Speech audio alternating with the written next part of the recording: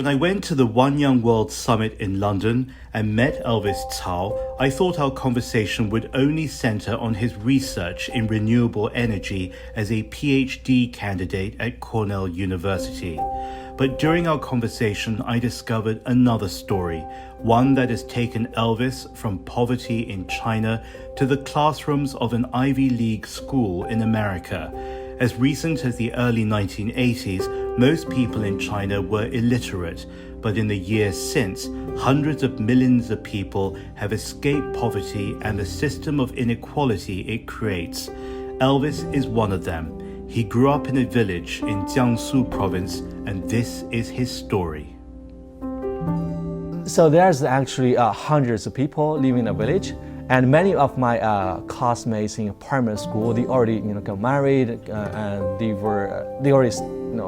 already quitted the schools at very young age, something like 12, 13. But my grandmother and grandfather and my parents, they were very biggest supporters for me. They think this is the only way, the education is the only way that can change my fate, to not only staying in a village.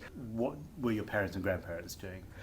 So my grandparents, my grandmother quitted primary school, and and both of my parents never finished high school.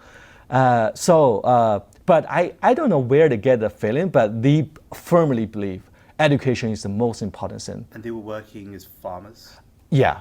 Yeah. But later they also changed their careers. They moved to some small cities, but we have our roots in our villages and our houses in our villages as well. And how do they feel now that you're at Cornell? I was born in 1991, and the biggest memory, most profound memory of my childhood, of my village is after every heavy rain, the roads just become so muddy. You just couldn't walk on that. There's a lot of dust. And also there's a rail line which separated my school and my home. So every day I have to walk around 30 minutes, cross the railway to go back home. If school finished late, I have to sometimes, taking some flashlight and maybe torches just to go. And actually, till now, there's no street lights anymore. There's nothing. Today. Yeah, till today.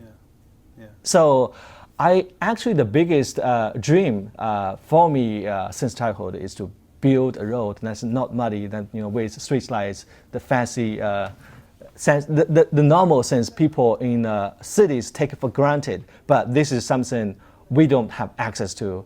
And I don't believe my village is the only place in China, because there's many places people are so poor, and especially when you're living in that poor area, you don't have a lot of access to information outside. Just tell me, Elvis, if you're leaving Cornell and you get to JFK or Newark and then you take the plane from there, tell me what's the journey back home and how long does it take? So there's no direct flight from JFK to my hometown for sure. So I will take maybe a 20-hour flight or 16 hours if it's a direct flight to Shanghai or Beijing. Okay. And then that's the first destination. And then from there, I will take a high-speed train to the city, which is close to my village.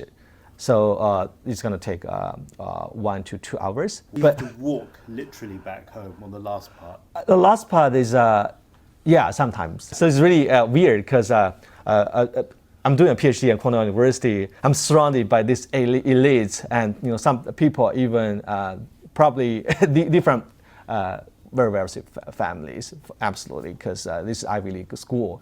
But I really feel proud of myself, of taking this journey from the small village to Cornell, and then come back as a Cornell PhD student to my village. In my village, I think only 2 or 3 people in my generation, they finished their undergraduate degree. 16.6 million people are still living with poverty, and you think, wow, how are you going to eradicate poverty? Because these are not just 16.6 million people in China, but they are the most extreme cases of poverty because they've always been living in poverty. But with 700 million people have been lifted out of poverty in only 40 years, 16.6 million, no matter how tough these cases are, seems like a very achievable goal indeed. And I think that your story is not one that just earns respect, but I think it's one that earns great fondness as well. And I'm so happy that. No, I really mean that. 您现在在观看的是James Chau 的 China Current. You are watching China Current with James Chau.